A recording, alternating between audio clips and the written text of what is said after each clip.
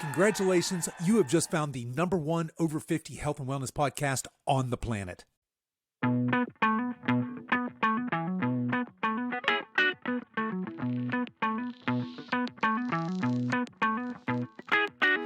Hello and welcome to the Over 50 Health and Wellness Podcast. I'm your host, Kevin English. I'm the founder of The Silver Edge, and our mission is to help you build and maintain a lean, healthy body that you love for the rest of your life, so that you can show up in the second half of your life as the healthiest, strongest, most vital version of yourself. We have another episode of the Coach's Corner today, so no guest, it's just me. And of course, we'll be back next week with our normal interview format. But today, I want to talk for just a few minutes about my personal yoga experience, since we just had Cassandra Reinhardt on the show earlier this week. We talked all about yoga and how it might be applicable for those of us over 50. So if you haven't already checked out that episode, highly recommend that one. And then I want to segue and share with you a few things that I was dead wrong about when it comes to health, fitness, and nutrition. All right, let's get on with today's show.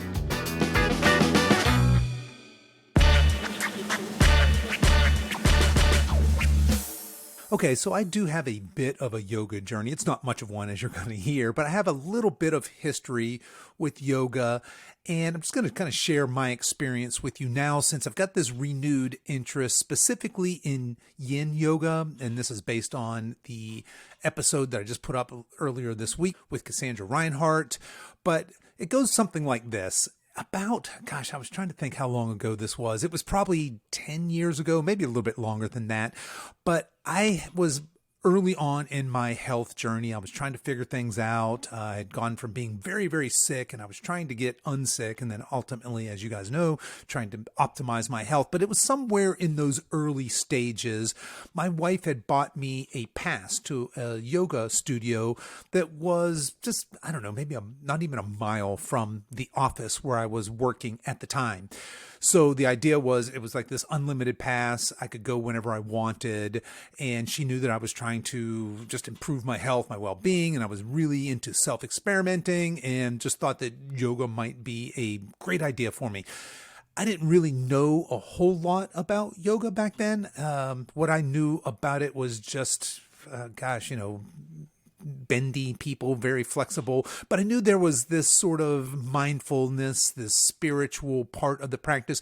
And to be honest, that's what really appealed to me. I was coming off of being, I was very, very stressed at that point in my life. In fact, that's part of how I ended up being so unhealthy. Had a very stressful lifestyle. Wasn't managing stress at all. I was sleeping poorly. I was drinking daily to kind of help mitigate the stress. It's just a bit of a train wreck back then. But that's about the time when yoga came into my life. And so I had this new pass, and it was basically all you could eat buffet. I could go as many times as I wanted.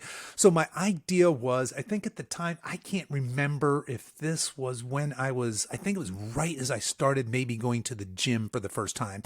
I had been running before that, and then decided, hey, I probably need to start getting a little bit stronger, but somewhere right in there. And as it turns out, I thought, well, this would be perfect. They got showers over there. It's a really nice little studio here in Wilmington, North Carolina. And I thought, well, this would be perfect for me at lunchtime. I get to work, I get all stressed up. I'll go over there. I'll do this nice, relaxing yoga. If I need to, I'll shower up, and then I'll run back here to work. Fantastic, right? So as it turns out, now let me back up. With a part of this pass, I got an onboarding class. So I got a one-on-one, and the way we did that, my wife and I think my kids actually came for our intro session. We got this lovely intro to yoga. There was this beautiful music playing. There was this very nice bendy lady showing us all these gentle beginner poses. I thought, oh wow, yeah, this is exactly what I need. So as it turns out, this particular yoga studio had one class, and only one class at noon, and that is hot power yoga. Now, folks, if you don't know what hot power yoga is, it's kind of what it sounds like. The power part means it's not gentle. It's really, really intense. And the hot means it's really freaking hot. Now, I live in Wilmington, North Carolina. I got this pass, I think actually it might have been for Christmas, but I I stuck with this for quite some time. So you can imagine it being August here and it's 99 degrees out and the humidity is 99.9999%. And I'm going to these hot power yoga classes on my lunch break. So quite ridiculous, really. But I shared this with you. It's a little bit humorous. I got in here, I was way over my head, right? I was not at all strong, and certainly I had zero mobility. I had zero flexibility. I didn't know anything about yoga, let alone hot power yoga, but that's where I jumped in. So my first day in there, I decided, I got there a little bit early. I was quite nervous, and I set up in the back row. It's a big, if you've been to a yoga studio, it's kind of this big open space, and it filled up. There's all these people. I seem to remember, of course, memory's a funny thing. I seem to remember being just like the only old guy in there, and one of the only a couple guys, and there's like 20 of us in there. So there's all these younger ladies with yoga apparel, shall we say. And I'm in the back row because I don't want anybody to see me. It's going to be very obvious to everybody in there that I don't know what I'm doing. And we get going and I realize a little faux pas here. So I became immediately wildly uncomfortable because every time I would look at the instructor, which I had to do a lot, it's basically staring at the ladies right in front of me. I felt like a creep. I felt like I was creeping. Here's all these ladies in these tight booty yoga stretchy pants, and I've got to like gaze through them in order to see the instructor. Wildly uncomfortable. Didn't like that at all. So the next day I'm like, okay, well, I guess I don't want to set up in the back row. Let me set up in the front row, which is not where I wanted to be. I wanted to kind of hide, really. So I set up in the front row, and again, I'm wildly uncomfortable because now, of course, all these petite young ladies behind me are staring at me with these horrible poses, trying to probably, to see the instructor. So it took me a little while to get comfortable in the yoga class, which eventually I did. And I'll share this other humorous aspect with you. So again, hot power yoga, I can't remember what they kept that room, but it was god awful hot. It was like a furnace and it was humid, and it's that way intentionally, which to this day, I'm not sure I really understand. But here's a confession. I'm a sweaty dude. I mean, I knew that going in. I'm just kind of sweaty. I'm the kind of guy that I'd like to sweat. My body likes to pour out some liquid.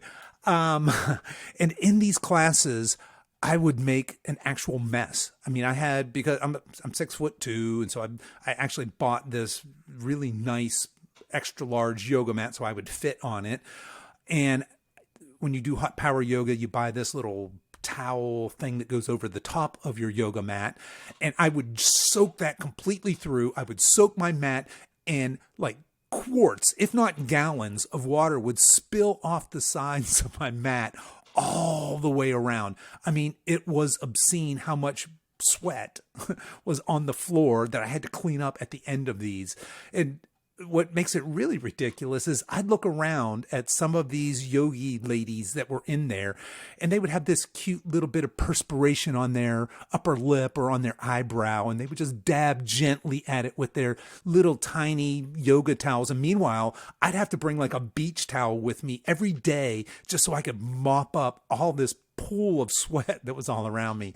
So I don't know how long I did that. I think I probably had a year membership, and I did that for a year. So I did the only yoga I did during that entire time was hot power yoga, because that's what they had at lunch. I did it, I don't know, for a while I was doing it. I used to travel a good bit, so I was only in that office 2-3 days a week at best. And so I was doing it 1, 2, sometimes 3 days a week. But that's my introduction to yoga. Now, along with that came some of the good things about yoga. I did become more mobile. I did become more flexible. I became stronger in the poses. I got better. I learned the routines, and so I could anticipate. I didn't have to watch everything that other people or the instructor were doing in order to figure out what I was doing. I got better at yoga.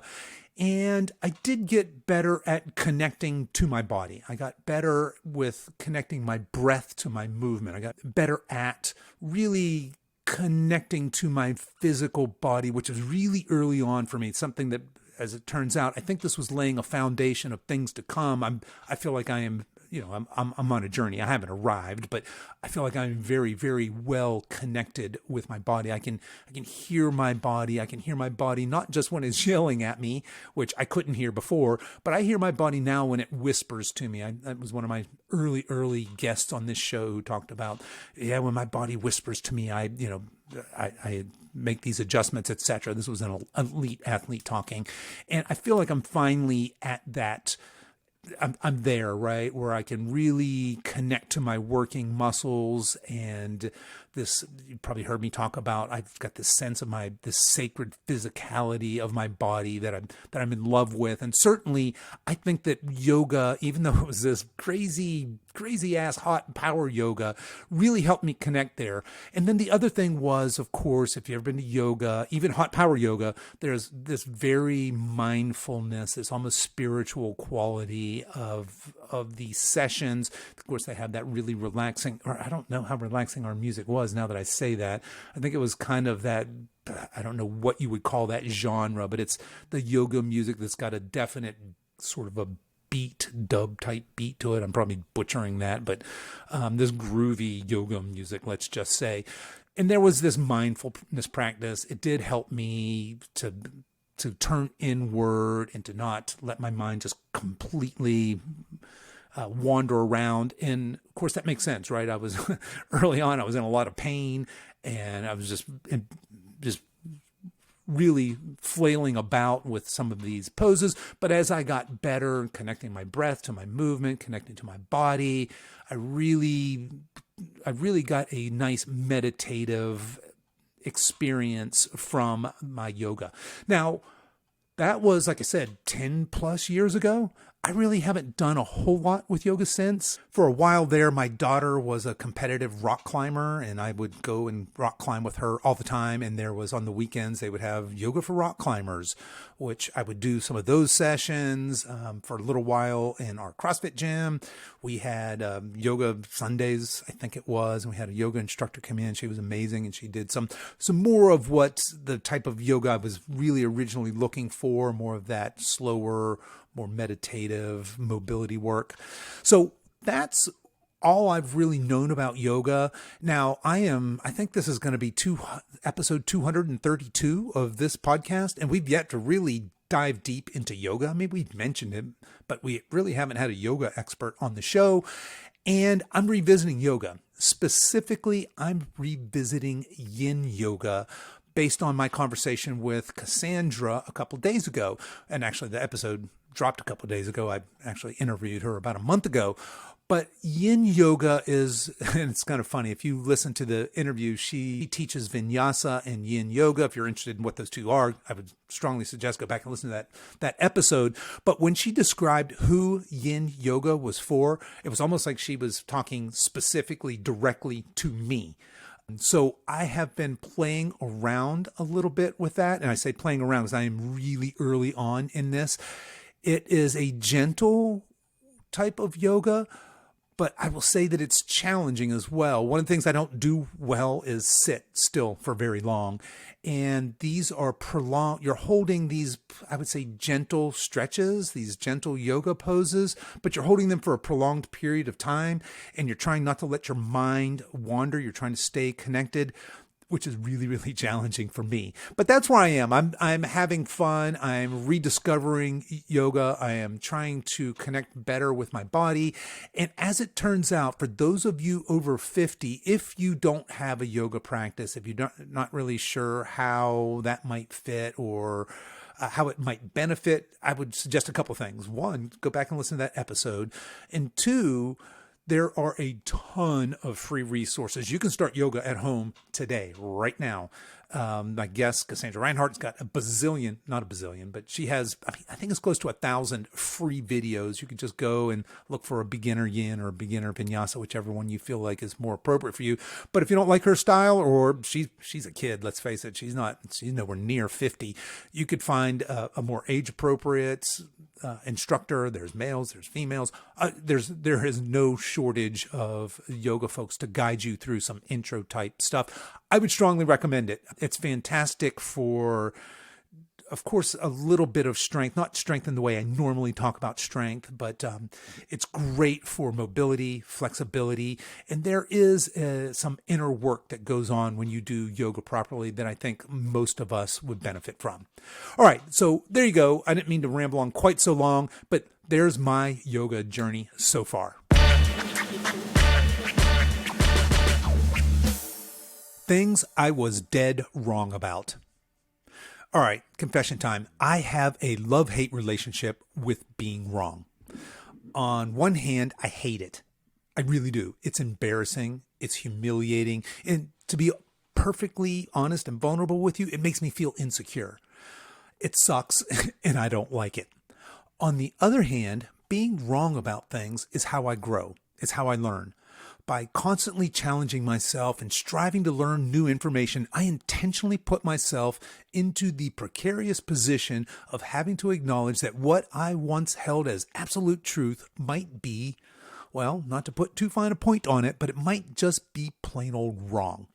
So what I thought I'd do today is talk about 12 things in my health and fitness journey so far that I was just plain wrong about. That, in other words, I held a strongly held belief in all of these things, and I now have a different position. So let's dive right in. I'm going to start with this first one because this is, I guess, going back the furthest, as I was just early on in my health and wellness journey.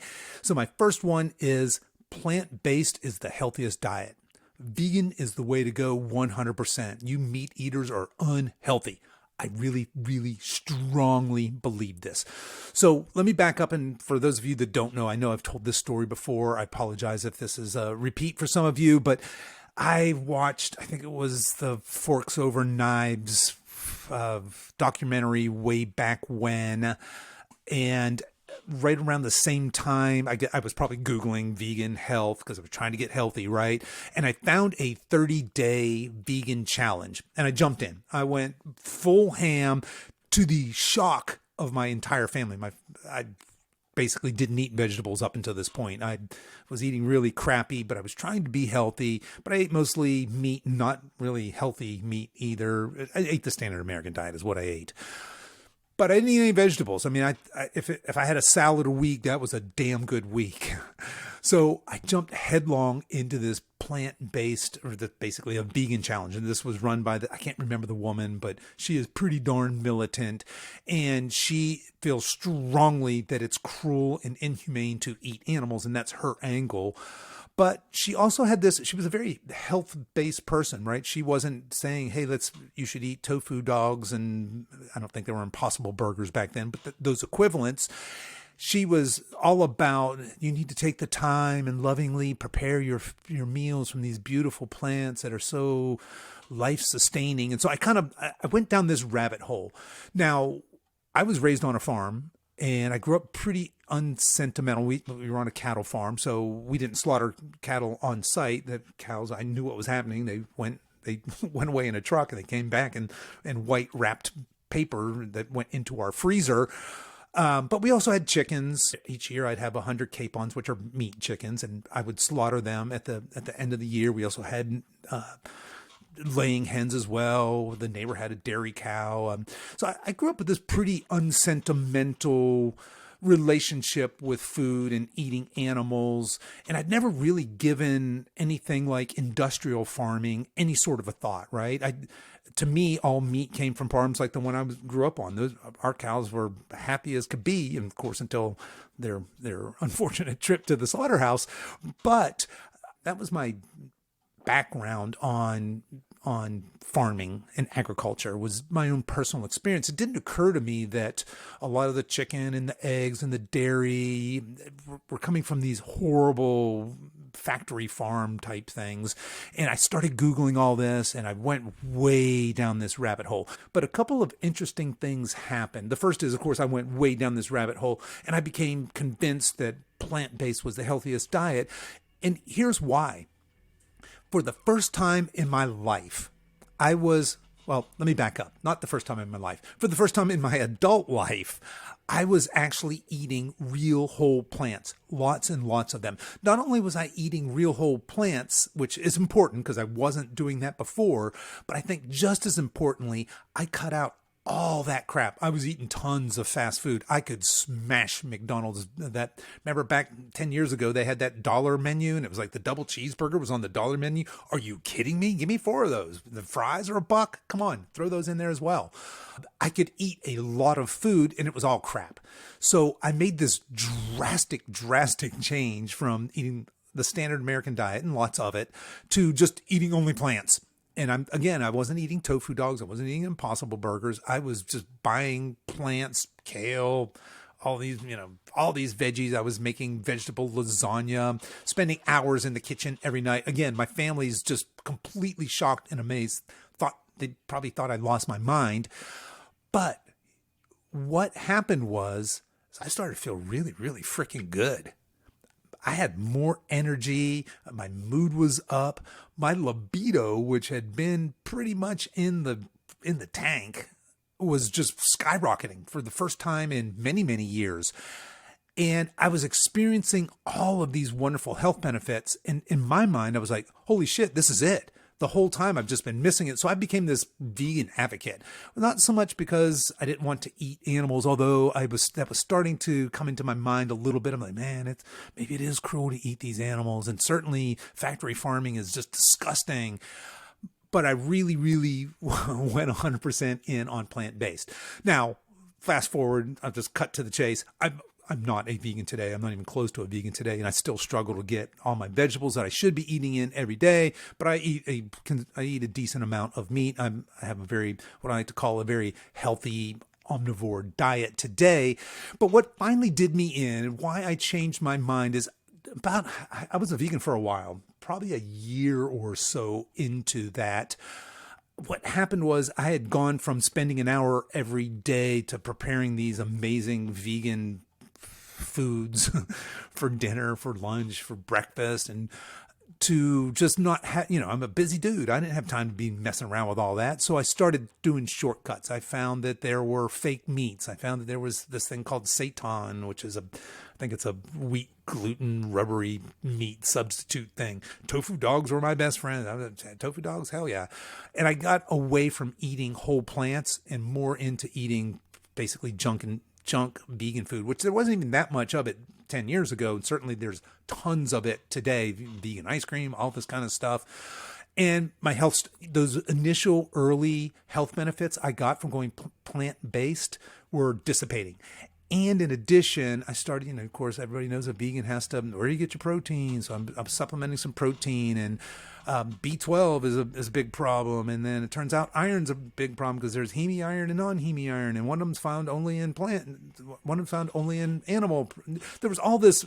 I had a whole cupboard full of supplements that I was trying to supplement my way to being healthy. It just wasn't working. And then just one day, without any ceremony whatsoever, I just flipped the switch, had some chicken, felt great, and just went back. But it was kind of funny. I'll go ahead and throw this part into the story. There was this weird mental thing where I had started to identify as a vegan. I was a plant-based eater. Not that's the food I ate, but that's who I was. And making that transition out of that was a shift for me. And it was the first time I've made one of these healthy, I was wrong kind of shifts. I was thinking to myself, well, because when I was hardcore my most hardcore vegan, I was like, I'm vegan for life. That's it. And of course, now I had to admit to myself, well, maybe that's not the healthiest diet, but what can I learn from that experience? So there you go. Number one thing I was wrong about is that plant-based is the healthiest human diet. I no longer believe that. Number two, cardio is far and away the best modality for weight loss. It's the best form of exercise if you want to drop a few pounds. Now, remember, this is 10, 15 years ago, overweight, very, very undermuscled. I was weak and scrawny and puny, but I wanted to lose some weight. And I had a background in endurance stuff. I'd done marathons and triathlons and crazy stuff like that earlier in my life. That's what I went back to after being really unhealthy. And long story short, cardio is important. Cardio is fantastic. It's great for mental health. It's great for cardiac health, obviously, pulmonary health. It's just a healthy thing to do. But that constant cardio for weight loss actually can work against you. Because what's going to happen here, think, if you will, just picture, or better yet, Google an elite marathon runner and look at their frame. Their frame is they're going to be really, really thin. These are skinny guys and gals, right? Because their body has pared down all of that type 2 muscle. Now, go and Google elite sprinter. That guy or gal is jacked. They got a lot of muscle. They have a lot of metabolically expensive muscle on their body. Your body will only keep that muscle, that type 2 metabolically expensive muscle on your body if you're using it and using it all the time. And by doing constant cardio, we're not using that aesthetically pleasing, metabolically expensive muscle. We're actually paring that down. That's what constant cardio does. So the other thing that happens is when we're doing cardio all the time is we're really our bodies are incredible at adapting, and our metabolism starts to slow and slow and slow as we do more and more of this constant cardio. So at one point I was convinced that, look, you want to lose weight, it's simple.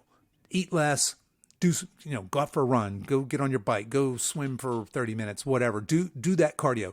And look, running, biking, swimming, all of that is fantastic. I'm not trashing it. I'm just saying it's a crappy way, especially as a sole modality for weight loss. Something I was wrong about. Number 3, kind of keeping in that same vein, I used to think strength training is for meatheads. These big, buff, vain, frankly, people with these amazing muscles. They were, I had that same stereotype that probably a lot of you might, that people that are strong and fit are vain and self-absorbed. They just live their lives in the gym. They're egotistical. And I was wrong about that. As it turns out, strength training is for everybody, especially for those of us over 50. We're seeing more and more research that muscle really is the organ of longevity, and that having more muscle means you're going to have a better quality of life. You're going to live longer, you're going to be healthier, and you're going to move better. So strength training is for us, for all of us, whether you're 50, 60, 70, 80. Strength training is critical. There's a term called sarcopenia, and it refers to age-related weight loss. And there's a statistic, I think it's like after age 35, you lose 5% of your muscle mass a decade, every decade after that, something like that, which is alarming. But the reason we lose muscle as we age is not because we're aging. It's because we stop using that muscle. We no longer stimulate that muscle. The body, again, is incredible at adapting, and it just pares that muscle down. If you're not using it, you're going to lose it. All right, number 4, you need to go hard or go home. So I used to be so hardcore especially after I got just not unsick, but I started to optimize my health. I was pretty hardcore. I was going hard at this. I was living all out. I was spending hours every day researching and listening to biohacking podcasts back in that day. That would have been Ben Greenfield, who, side note, I still check him out.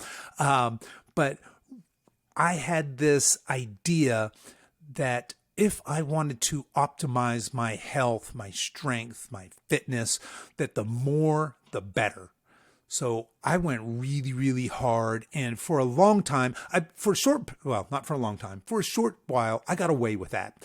But really what I've changed from go hard or go home, or that hardcore attitude, is to, I want to do the least amount of work to get the most amount of results. In other words, I don't want to go to the gym 7 days a week and work really, really hard. Now, let me back up. I'd love to, actually. I'm that nutrition fitness nerd. I would love to go to the gym every day for an hour and beat myself up. But that's not how I'm going to get the best results. My best results are going to come from going, let's say, every other day, giving myself that opportunity to rest in between, and by really prioritizing my sleep so that I can recover. And I'm no longer quite as hardcore. I still have a hardcore attitude when I'm getting after it. When it's time to go hard, I go hard. But I realize, especially now as a coach, that that's a poor way to teach other people, right? To coach other people is, really hardcore and have this really in your face aggressive sort of attitude.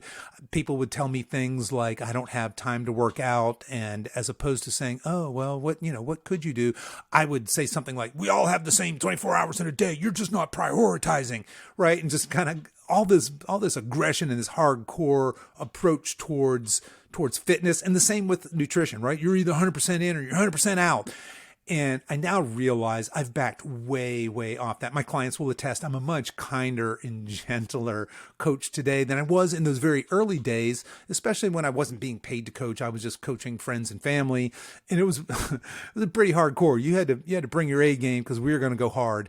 And I've learned that that's not, A, it's not the best way to get results, and B, it's certainly not the best way to connect with people who are maybe early on in their fitness, health, and wellness journey. I've learned very much that as opposed to go hard or go home, meet people where they are and gently bring them along, right? All right. I'm rambling here. I'm going to try and speed this up or we're going to be here all day. Number 5 thing that I was just plain old wrong about is that those machines you see in the gym, that sea of wonderful, beautiful chrome machines, they are the safest and best way to work out. That's what I thought when I first went into a big Globo gym. And I've told that story before. Very, very intimidating again for me, kind of like being in a yoga class for the first time. I just walked around those first few weeks and I would watch somebody use a piece of equipment, say a leg extension machine. I go, okay, I see what they're doing. And I would hop on after them and try it out.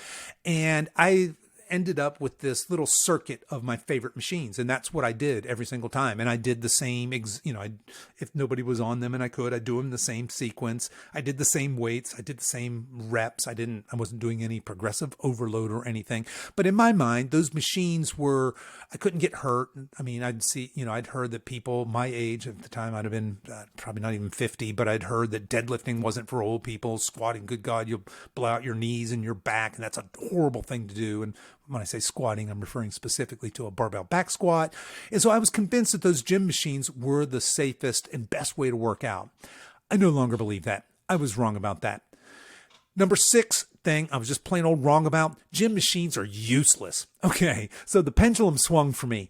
When I finally made my way over to the free weights where the big scary men and the really buff women were, I very cautiously started doing barbell back squats. I started doing some dumbbell work. I started doing deadlifting, things like this.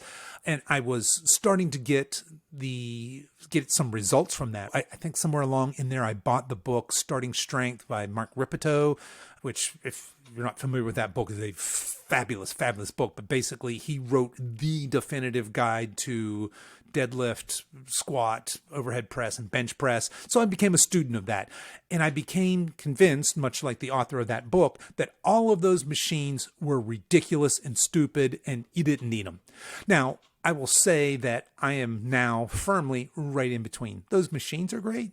Those free weights are great. They're all tools for improving yourself, for improving your strength, for increasing your strength and your mobility, for improving your health. And so as a coach now, if I've got clients that are in a commercial gym, I'm programming primarily free weights, but certainly throwing in some machines. And machines have fantastic application for maybe somebody's injured or somebody doesn't have the mobility to do these things or they're ranked beginners. So there's a time and a place for both of those.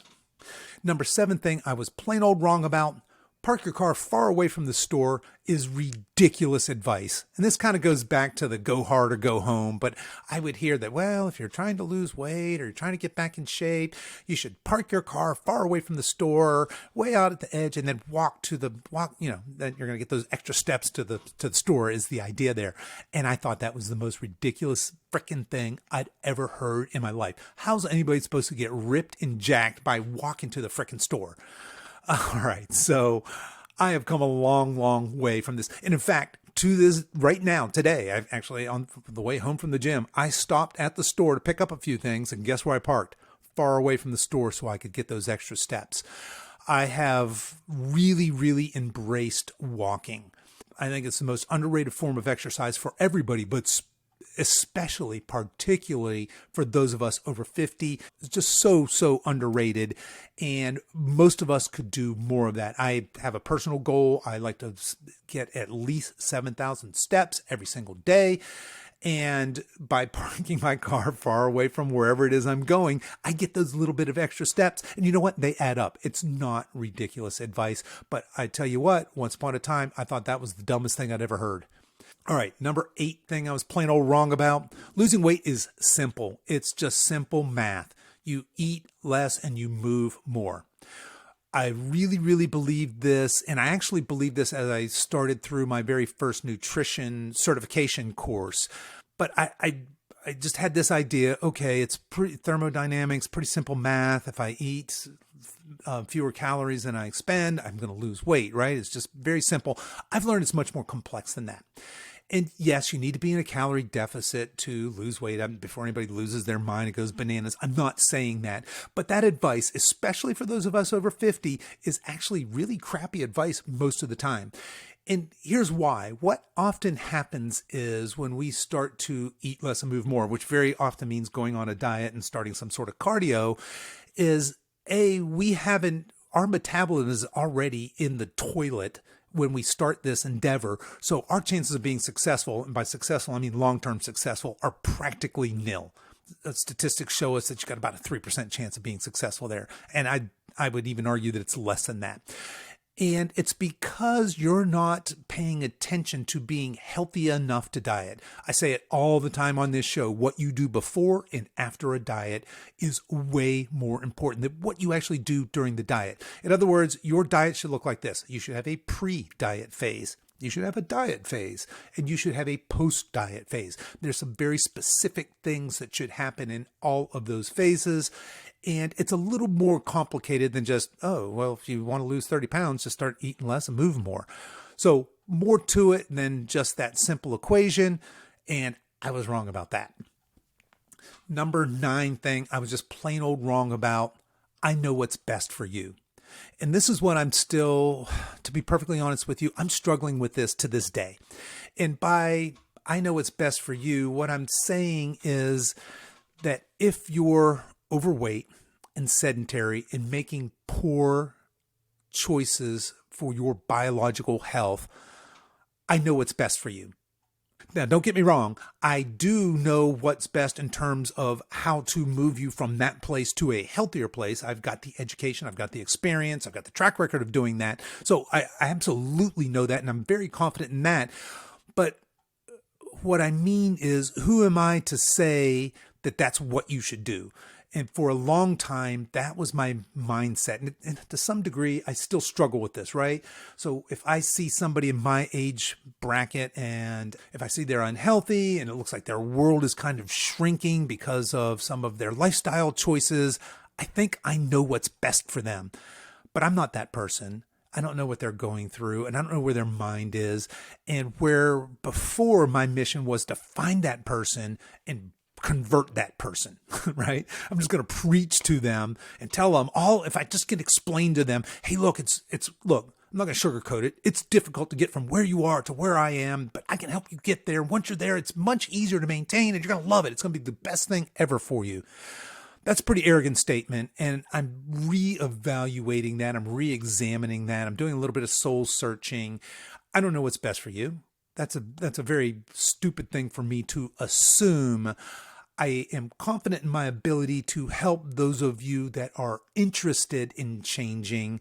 But if you're not interested in changing, there's a part of me that thinks, well, damn, you're not picking up when I'm laying down, man. But there's another part of me that's like, Kevin, you don't know that person. You don't know what's best for them. You might know what's biologically best for them, but you don't know what's best for them as a human being. So that's something I'm still wrestling with, is that kind of arrogant, sort of cocky, I know what's best for you attitude. That's some old thinking, and I think I was just plain wrong about that. All right. Let's move into these last 3 here. And again, I'm sorry, I'm rambling. I really meant for this to be pretty brief, but let's move into a couple of more businessy things. So moving here into more recent times. My number 10 thing I was just plain old wrong about is the best way to market to potential weight loss clients is to post sweaty pictures of me shirtless. These people will see my ripped six-pack abs and they'll be inspired to take action.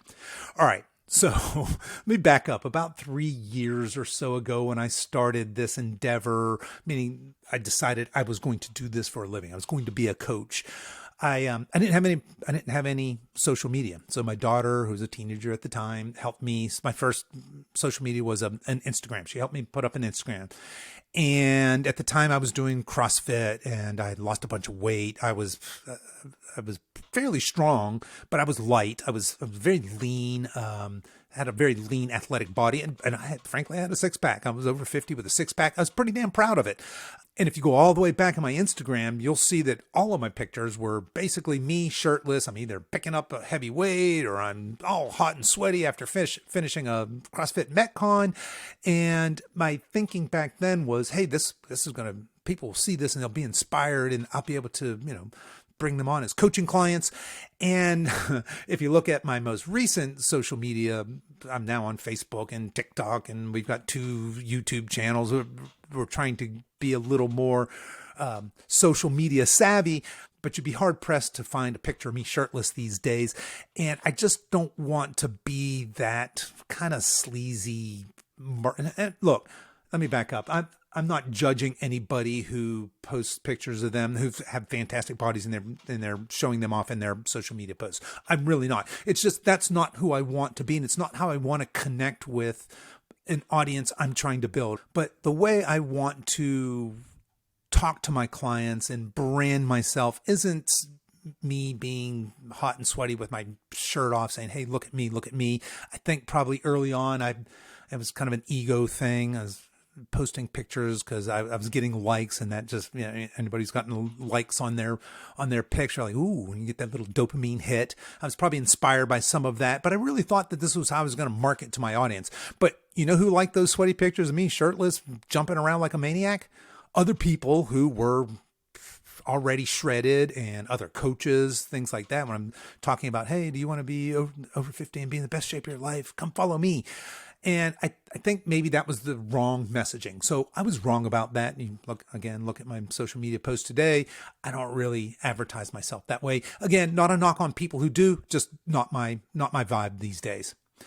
All right. Number 11 thing I was plain old wrong about is build it and they will come. And by this, I mean my coaching business. So I started this coaching business. I was so passionate, still am. You can probably tell, so passionate. I figured this out for myself. It took me a decade of deep research. I got all my certifications, started to have some early success with some of my early clients, and that they were clients that I had. They weren't even clients. They were people that I was coaching and writing meal plans for and writing workouts for before I ever got certified, got better at those things. I got my first nutrition certification and really learned a lot there about behavior-based eating and how to help people make, effectively change their body composition. Then I went and got my second nutrition certification with NCI, and that was game-changing for me. They were very much the framework that I use, the pre-diet, the diet, the post-diet really comes from that school of thought. So got a ton of information there. I got my CrossFit coaching certification. I got an ACE personal trainer, got all this stuff. So excited. And I was like, okay, there's just not enough people out there, marketing to people who are over 50. There's some, but there's not enough. And what there really isn't enough is people with the no BS approach. There's so much lose weight fast, lose 20 pounds in 2 weeks and do the shake, do the detox, do the intermittent fasting, do the keto, all this, what I saw as very gimmicky stuff. I'm like, you know what? I'm going to come in here with this fresh approach. I'm going to tell people, look, you can lose weight quickly or you can lose weight permanently. And I still say that to this day, but my whole marketing pitch is going to be, look, you're going to do this 6-month long program, or we're going to do this pre-diet phase. It's going to last a couple months. You're not even going to lose any weight in the first couple of months. Meanwhile, I'm talking to people who want to lose weight, right? So stick with me. But then in the next couple of months, we're going to go on a diet. You're going to drop, I don't know, maybe 10 pounds. And then we're going to do this. Get this. We're going to reverse diet. And that's just what it sounds like. You're going to eat more food, and we're going to do that for the next 2 months. And then we're going to hold you at maintenance. And so I had this big, and I still do, full disclosure, I had this big kind of complicated framework for permanent weight loss. I'm so excited. I was like, okay, if I can just explain it to people, man, they're going to be knocking down my doors because they're going to go, you know what? That makes so much sense. No wonder I've dieted, lost some weight, gained it back, went on another diet, lost some weight, gained it back. Kev, you have just articulated that so beautifully. That makes so much sense. Thank you for bringing this wonderful solution to my attention. Where do I pay you? Just let me give you my money. That's not what happened. That's not at all what happened. So obviously marketing my business and trying to sell something that's a little counter to what most people want, frankly. Most people don't want to hear me say, yeah, okay, so you want to lose 50 pounds, fantastic, come into my program. Oh, we're not going to lose weight for the first 2 months. I mean, you might lose a little bit, but we're not going to lose any appreciable amount because we're going to do this metabolic restoration phase. And here's why that's good. Well, that person's already kind of tuned out when I said you're not going to lose any weight for the first 2 months. Now, I stick by that. That's how we work with our clients. But you can imagine there's a self-selection bias of people who are willing to accept that protocol, trust that process, and to really be in their weight loss journey, or I call it a health journey, a healthy aging journey, that they're really willing to take this long horizon, this long approach, this lifetime approach. And that's not everybody, right? Most of us still want, in the back of our minds, even if what I say makes perfect sense, you're probably thinking, yeah, but shoot, I really like to lose 20 pounds in 2 months. I don't lose 10 to 20 pounds in 6 months and then maybe do that again, maybe lose another 10 to 20 pounds in the next 6 months. Well, what have I lost? 30 pounds in a year? That's just not, yeah, that's nice. Don't get me wrong, but can I not do that in 3 months? Well, you can, but you're not going to keep it off, right? And you know that because you've done that most likely. So I was wrong about, hey, Kev, just build it and they will come. You explain this it's not new. Don't get me wrong. This framework that I have, this pre-diet, this post-diet, and the pre and post being the important parts. Lots of really good coaches do that. I didn't invent it, right? So it's not mine, but it's just not very popular. And it's just not out there. It's not marketed very often. I was like, well, shit, why is nobody marketing this? I'm going to bring this to the over 50 crowd and they're going to beat down my door. Well, the reason nobody's marketing it is because it's a lousy marketing approach. It just is. We want things quick. We want them fast, and we don't want to mess around with, hey, there's this long, nuanced kind of approach. At any rate, so I was wrong about that, and I'm still trying to find my way through that. And I'm going to end with this. The last thing, number 12, that I was just plain old wrong about is that I'm not smart enough. I'm not good enough. I'm not famous enough. I'm not big enough, etc., whatever, fill in the blank, to have a massive impact in this world.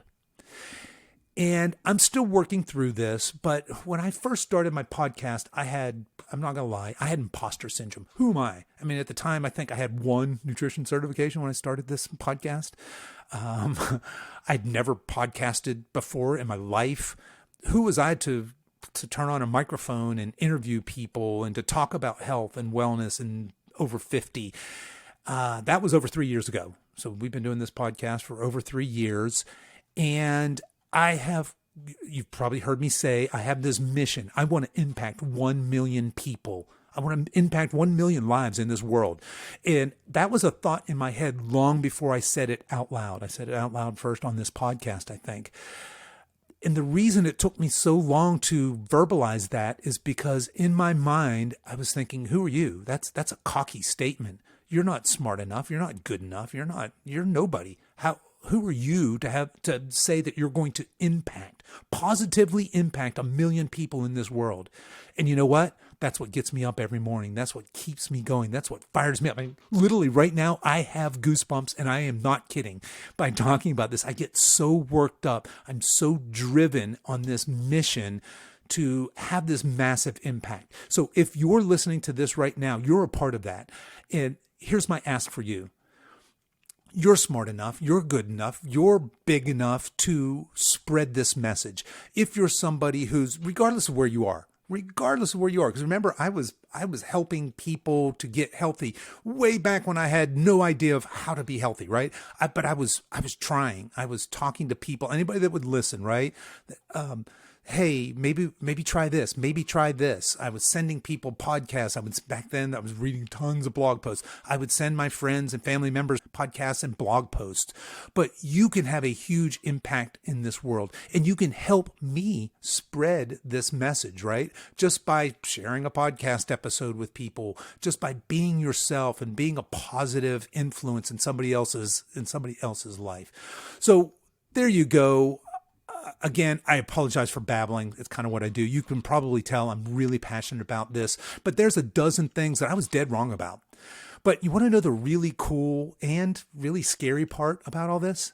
When I do this exact same episode 5 years from now, some of the things I just told you that I'm certain about right now, today, I'll undoubtedly have to fess up to being wrong about some of them. But as uncomfortable as being wrong can be, it'll be a sure sign that I'm on the right path to always learning and always growing.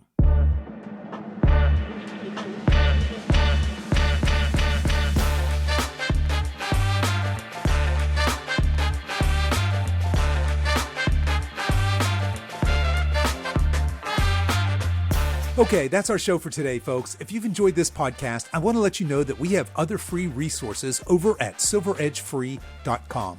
There, you'll find our free guides with our top tips on nutrition, exercise, and healthy lifestyle to assist you in your weight loss and fitness journey. So please feel free to head over there and download anything that looks useful to you.